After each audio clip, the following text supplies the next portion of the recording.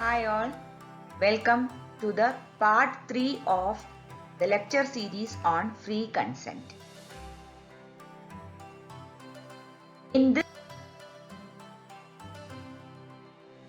video, we will discuss about fraud and misrepresentation. Section 17 and Section 18 of Indian Contract Act define fraud and misrepresentation. Okay, now first we will look into Section 17 and fraud. The wide definition of fraud in Section 17 covers all tricks, surprises and unfair means by which one party is attempting to deceive another party. Basically, the definition talks about an active concealment of material facts where the party has a duty to disclose them and it is done with an intention to cheat. So, in order to constitute fraud, first, there should be a concealment of fact and the party should have a duty to disclose those facts. And this is done with an intention to cheat the other party. So the intention to cheat is very important as far as fraud is concerned. Now, in misrepresentation, Section 18 makes it very clear that there is a false representation, but that false representation is made by the party without knowing the truth of it. That is, misrepresentation happens when a party has no knowledge about the truth but he makes a statement which is false. Okay, so instead of discussing fraud and misrepresentation separately, we are going to discuss both of them together because of their similarities.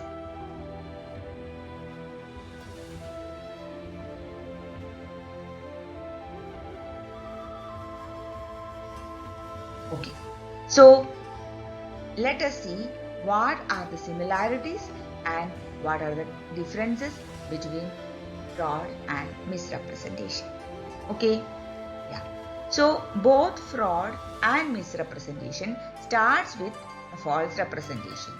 That is, according to law, you are making a statement as true which is untrue, or making a statement as untrue which is true is a false representation. Okay.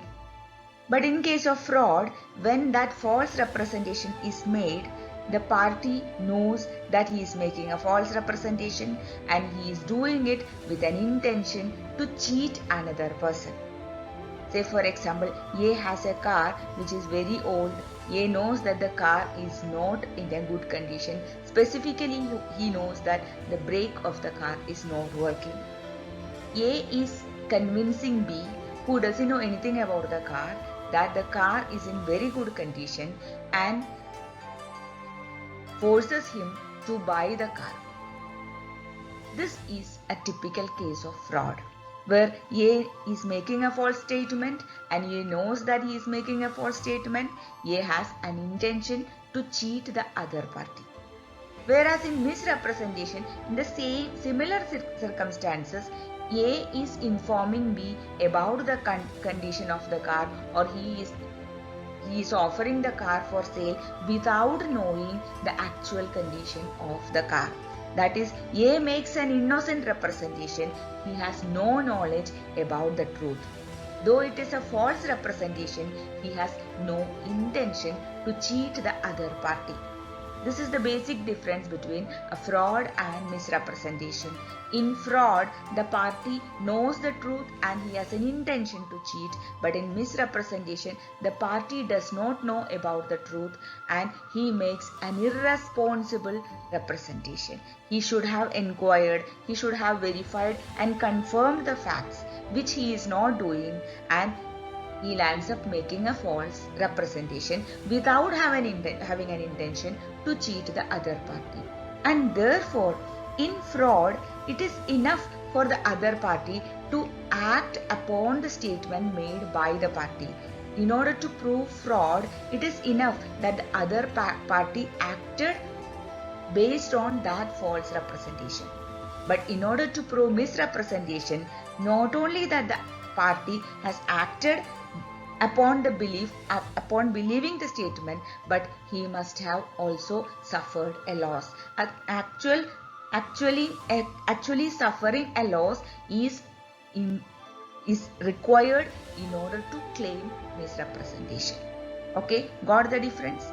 Yeah, and that is because in misrepresentation the party has no intention to cheat, but still it is wrong because he should have inquired. Without inquiring, without confirming about the facts, he is making a statement which is irresponsible. Okay, now the another difference comes in case of both fraud and misrepresentation, like as we discussed in the other videos, the earlier videos on undue influence and coercion that are already there in YouTube. You can watch them. The link is shared down in the description box. So do watch them also. Okay, so as we have already discussed, in fraud and misrepresentation also, the contract will be voidable. The party who is an innocent party can avoid the contract when they realize whether either there was a fraud or there was a misrepresentation. But in case of fraud, the innocent party can claim compensation, but in misrepresentation, the innocent party cannot claim compensation. But both in fraud and misrepresentation, innocent party can claim specific performance of the contract. Is that clear? Yeah. This is the difference between fraud and misrepresentation. Now let us look into some judicial decisions. There are so many judicial decisions in this area, both old and very new. I have selected one or two examples for discussion. Okay.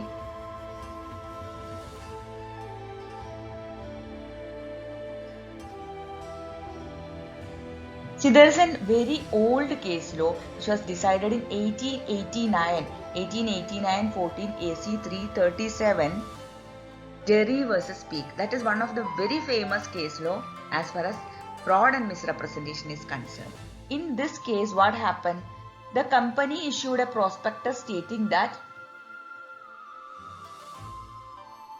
they are authorized to use the steam power. They were under the belief that they will get the permission, but actually they did not get the permission. So in that case, it was held that their intention was not to cheat. They were honestly believing that they will get the permission, but actually they didn't get. So it will only amount to misrepresentation and not fraud because they didn't have an intention to cheat. Okay, so similar lines in Srisht Dhawan versus Shah Bros, which was decided in 1992, AIR 1992 SC 1555, also talks that silence or non-disclosure of facts not required by the law to be disclosed does not amount to misrepresentation. That means it will be misrepresentation when there is an active concealment of fact, a fact which the party is required to be disclosed under law. Okay.